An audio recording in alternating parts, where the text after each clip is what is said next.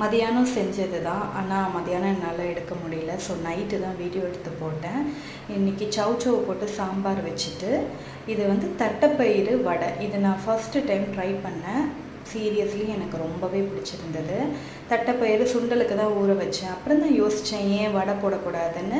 தட்டைப்பயிரை வந்து ஊற வச்சுட்டு அதில் கொஞ்சமாக சோம்பு போட்டு அரைச்சி எடுத்துக்கிட்டேன். அதில் கொஞ்சம் இஞ்சி பூண்டு பேஸ்ட்டு, வெங்காயம், கொத்தமல்லி, பச்சை மிளகா போட்டு எடுத்தால் சூப்பராக ரெடி ஆயிடுச்சு.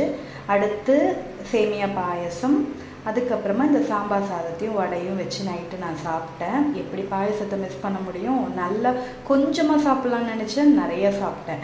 பாயசத்துக்கு ஒரு டிப்பு, முந்திரியை ரொம்ப வறுத்துட்டு போடாமல் லைட்டாக பாதி வறுப்பட்ட இருக்கும் போதே எடுத்து போட்டோம்னா நல்லா ஊறி டேஸ்ட்டாக இருக்கும். 2 கப்பு பாயசம் சாப்பிட்டதுனால எனக்கே ஒரு கில்ட்டு. சுக்கு காஃபி மாதிரி போட்டு, அதாவது தண்ணியில் சுக்கு பொடி போட்டு நல்லா கொதிக்க வச்சு அதை அப்படியே வந்து குடிச்சிட்டேன். இதனால் ஒன்றும் என்ன பெனிஃபிட்டுன்னு எனக்கு தெரியல. ஏன்னா அவ்வளோ பாயசம் நான் சாப்பிட்ருக்கேன். இருந்தாலும் ஏதோ ஒன்று சாப்பிட்டேங்கிற திருப்தி.